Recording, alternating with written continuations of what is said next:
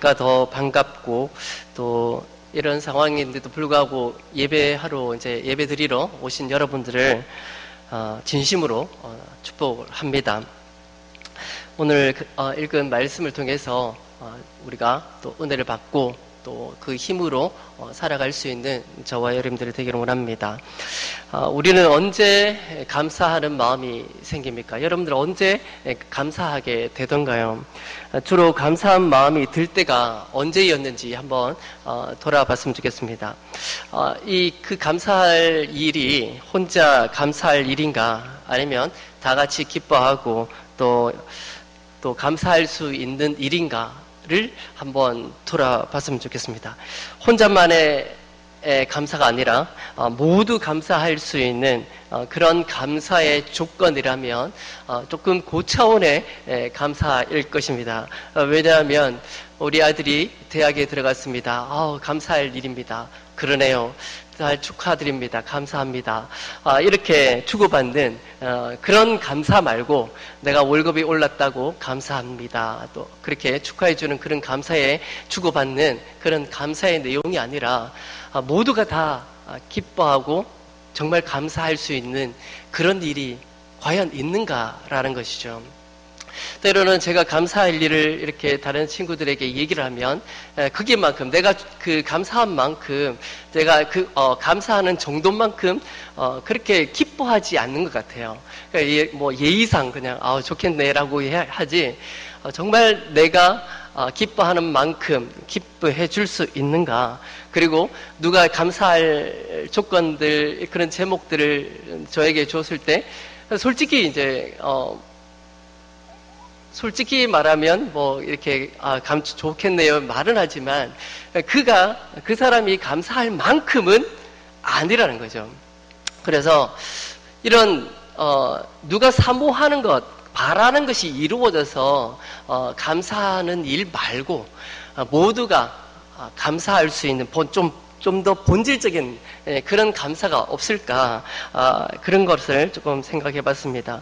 내가 느끼는 만큼 감사하는 것이 아니라는 거죠. 모든 사람이 똑같은 마음으로 똑같은 그 일을 보고 감사한 마음을 가지지 않더라는 것이죠. 예의상 형식상 친하니까 그러니까 이렇게 반응해 주는 것 뿐이지 솔직히 같이 감사할 수 있는 조건은 아니었습니다.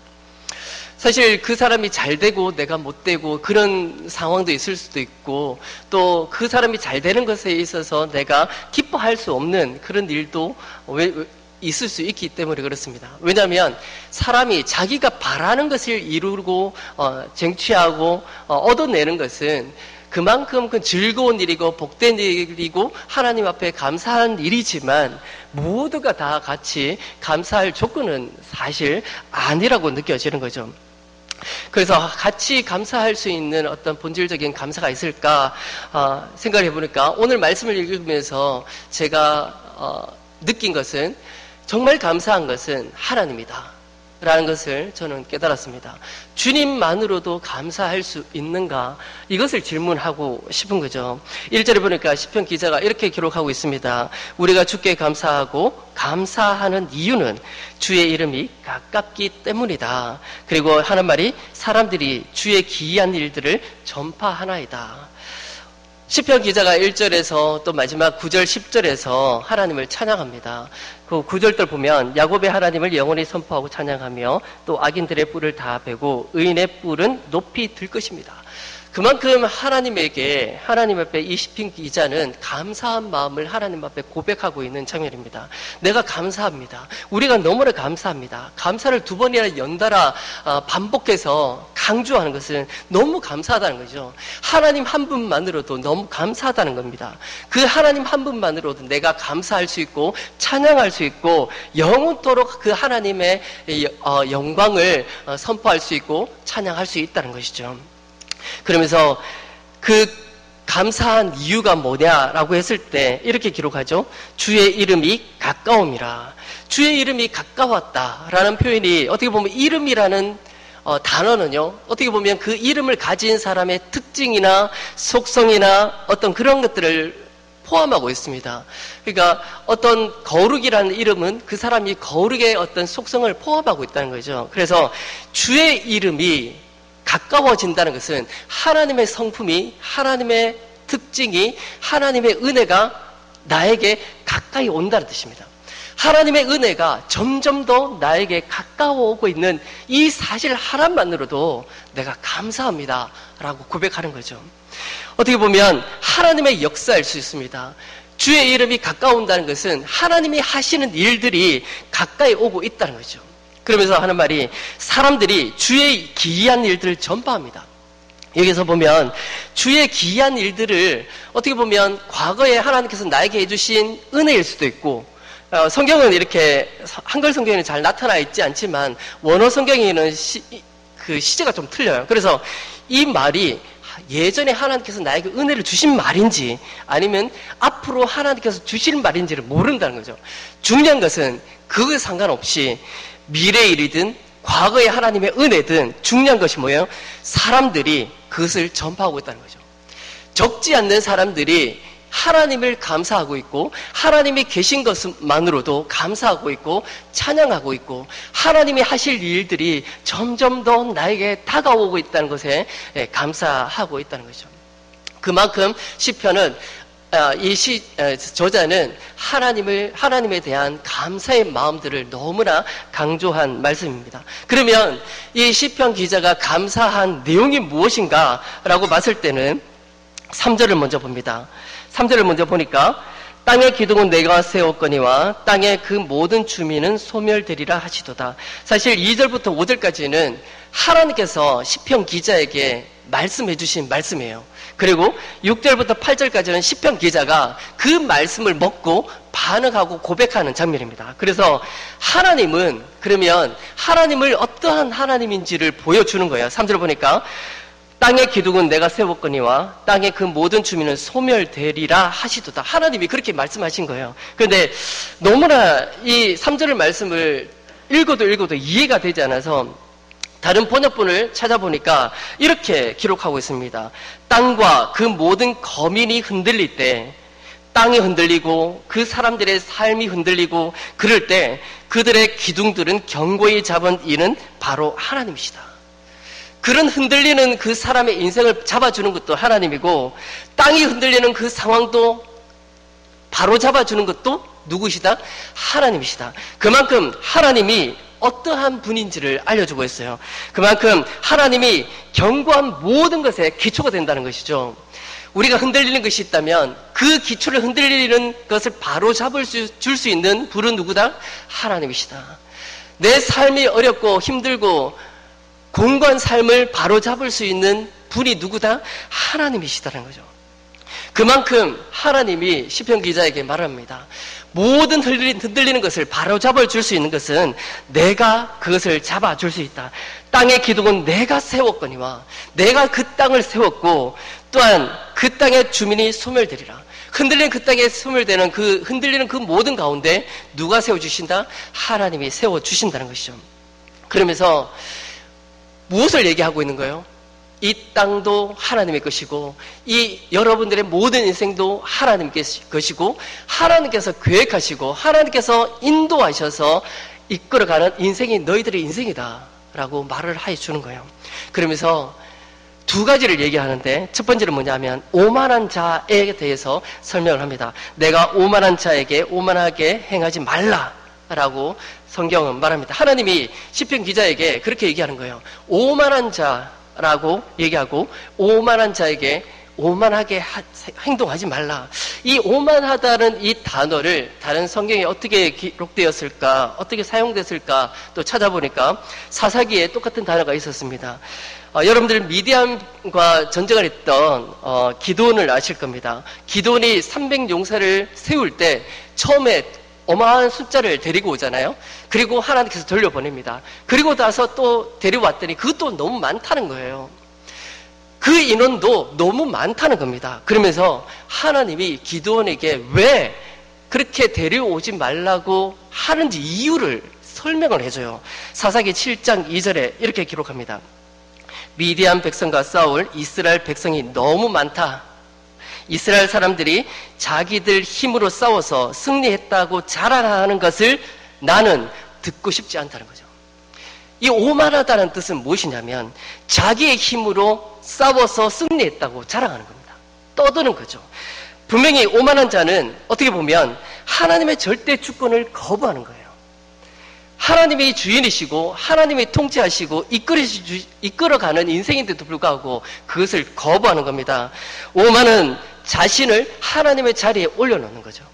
그만큼 많은 사람들이 왔지만 그 사람들이 우리 힘을 합쳐서 미디안의 전쟁에 내가 이겼다, 우리가 이겼다, 그 말을 하는 것을 내가 듣고 싶지 않다는 거죠. 그러면 300명이라도 너희들이 싸워서 이길 수 있다면 그것은 하나님이 하셨다는 것을 알게 하기 위한 거예요. 그만큼 나에게 연약한 부분들을 주시고 그런 상황들을 주신다는 것은 그만큼 여러분들의 연약함에도 불구하고 가능하다는 것이죠. 내가 뭔가 부족해도 하나님이 이끌어 가신다는 거죠. 그 미디안과의 전쟁도 너희들의 군사, 수많은 군사가 하는 것이 아니라 하나님이 싸우시는 거라고 가르쳐 주는 겁니다. 이 말은 오만하다는 뜻은 무엇이냐면 하나님의 능력이 분명히 있는데도 불구하고 내 힘으로 뭔가 내 인생을 살려고 하는 거예요. 이것이 성경에서 말하는 오만한 자라는 거죠. 오만하게 행동하지 말라는 것은 하나님의 절대 주권에 순복하라는 것입니다. 여러분들이 힘을 믿지 말라는 것이죠.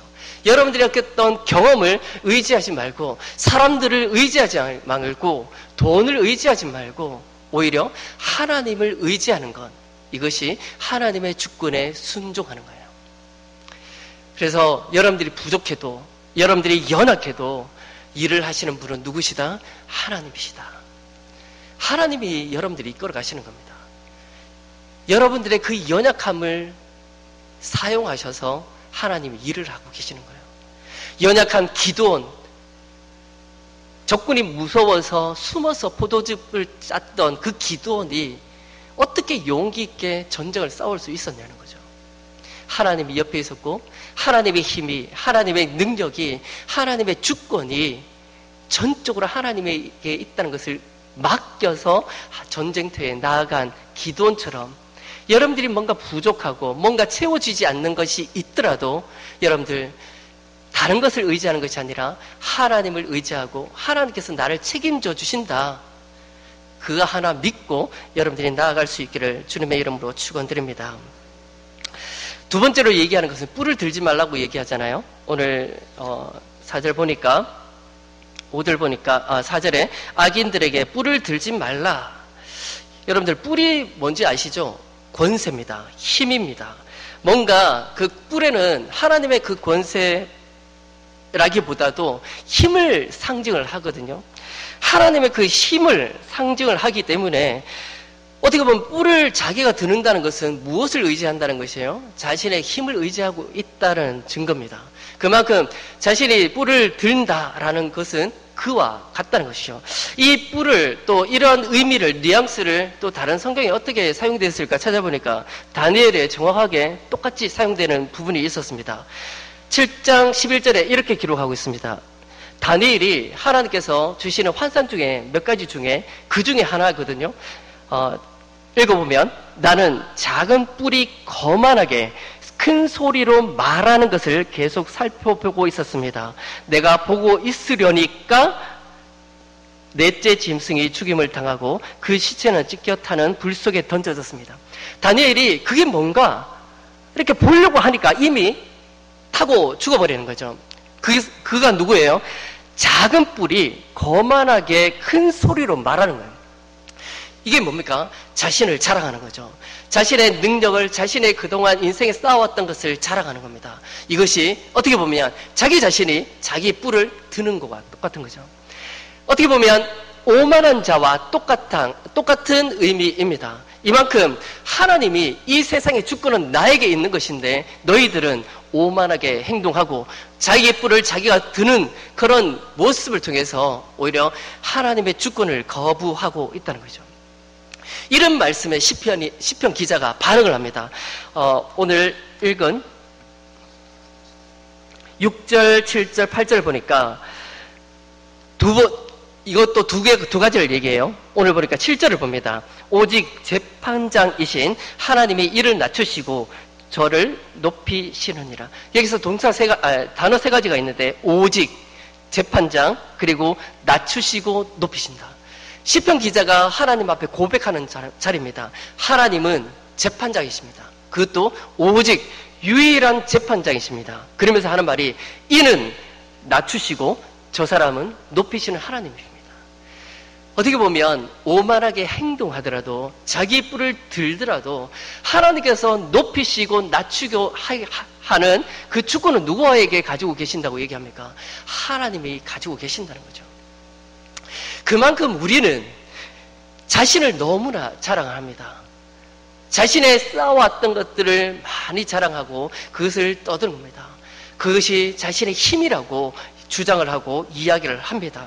그렇게 자신을 자랑하고 내가 이만큼 했다고 떠들고 거만하게 자랑하는 그 입술이 있는 사람이 어떻게 보면 뿔을 드는 사람, 오히려 시편 기자가 말했던 오직 하나님만이 재판장이시고 높여주시는 분도 하나님이시고 낮춰주시는 것도 하나님이시다라고 얘기를 합니다. 마지막에 9절에 시편 기자가 하나님 앞에 하나님을 부르는데 참 특이하게 부릅니다. 나는 야곱의 하나님을 영원히 선포하며 찬양하며. 그냥 나는 하나님을 찬양합니다. 하나님, 거룩하신 하나님을 찬양합니다. 주권을 가지신 하나님을 찬양합니다. 라고 얘기를 하면 되는데 유독 시편 기자가 야곱의 하나님이라고 얘기를 해요. 여러분들, 야곱이 어떤 분입니까? 험악한 인생을 살았던 사람입니다. 그런데도 불구하고 성경은 야곱을 어떻게 평가해요? 믿음의 조상으로, 끝까지 그 믿음을 가진 사람으로 성경은 말하고 있지 않습니까? 험악한 인생을 살았던 그 야곱의 하나님이 누구십니까? 그렇게 엉터리로 살았던 인생을 살았던 야곱에게 끝까지 하나님이 옆에 계셔서 믿음을 잃지 않게, 끝까지 실수하지 않게 하나님이 약속하신 것을 얻어내도록 늘 하나님 앞에 옆에 계셨던 그 하나님을 찬양하고 있어요. 그만큼 시편 기자는 그런 하나님을 찬양하고 있습니다. 내가 그만큼 연약한데 내가 세운 것을 자랑하는 나이고 나의 뿔을 자랑하는 나이고 또 거만하게 오만하게 행동하는 나인데도 불구하고, 그럼에도 불구하고 하나님이 나에게 어떻게 해주신 거라는 기대감으로 고백하고 있나요? 야곱의 하나님처럼, 그런 야곱을 지켜줬던 하나님처럼 저도 야곱처럼 저를 지켜달라는 그런 마음을 담지 않았냐는 거죠. 자신도 부족합니다. 연약합니다. 그럼에도 불구하고 이 시편 기자가 하나님, 야곱에게도 임했던 그 하나님, 그 능력의 하나님, 나도 부족하지만 험악한 인생을 살아가고 있는 인생이지만 하나님, 저도 야곱의 하나님처럼 저에게 하나님께서 하실 일들을 저에게 보여주시고 확신을 가지고 살게 해주십시오. 지금 현재 시편 기자에게는 자기의 눈앞에 있는 것은 아무것도 없습니다. 아무것도 없어요. 그럼에도 불구하고 하나님을 감사합니다. 무엇을 감사하나요?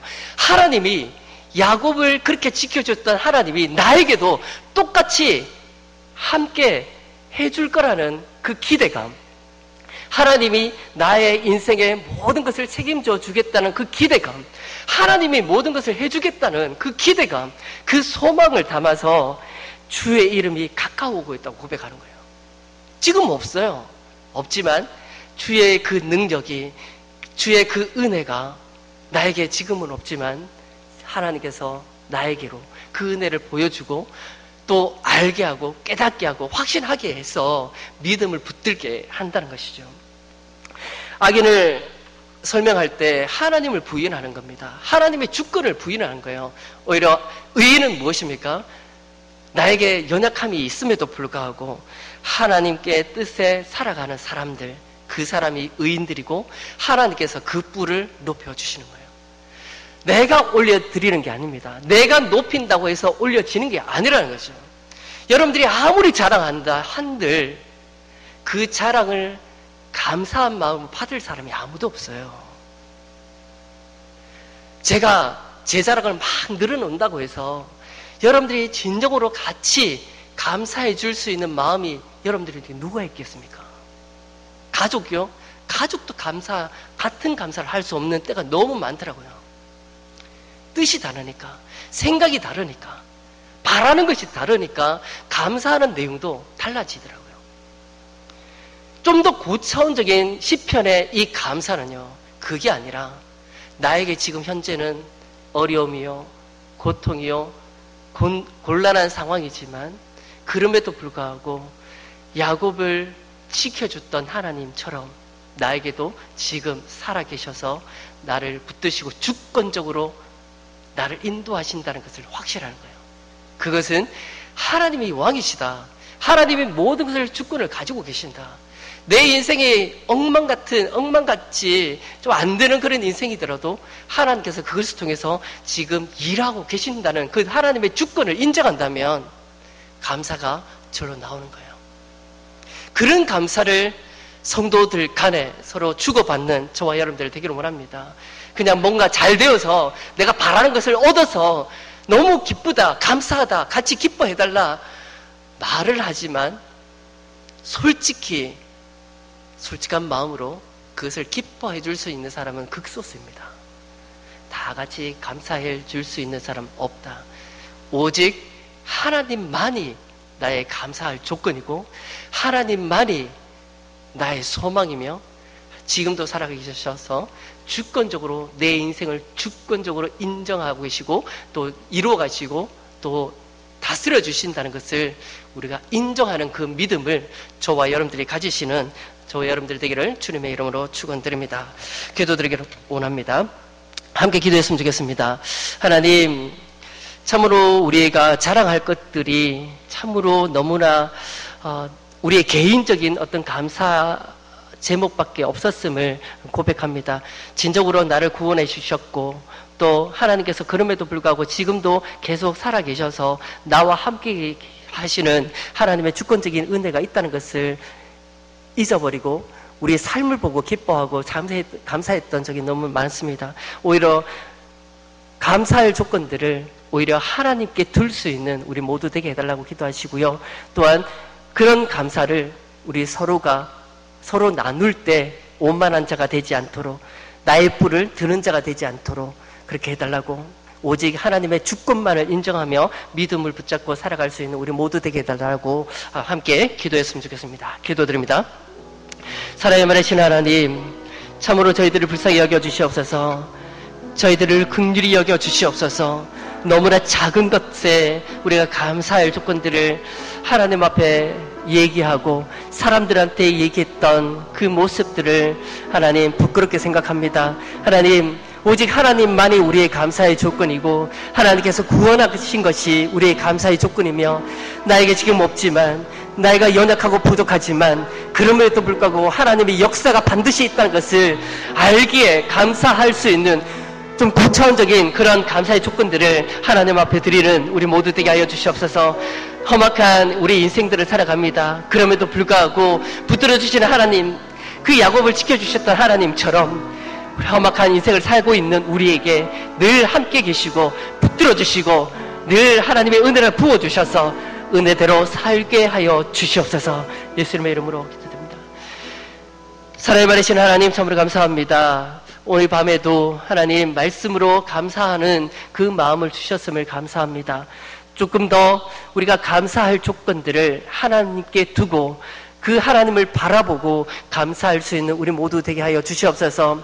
세상의 헛된 것으로 말미암아 기뻐하고 감사하기보다도 그것도 우리에게 기쁜 일이지만 오히려 하나님이 살아계시고 나의 힘이 되시고 내 편이 되시고 야곱과 함께 하셨던 것처럼 늘 함께 하시는 하나님인 줄 알고 하나님이 역사하실 줄 믿고 나아갈 수 있는 우리 모두 되게 하여 주시옵소서. 예수님의 이름으로 기도드리옵나이다. 아멘.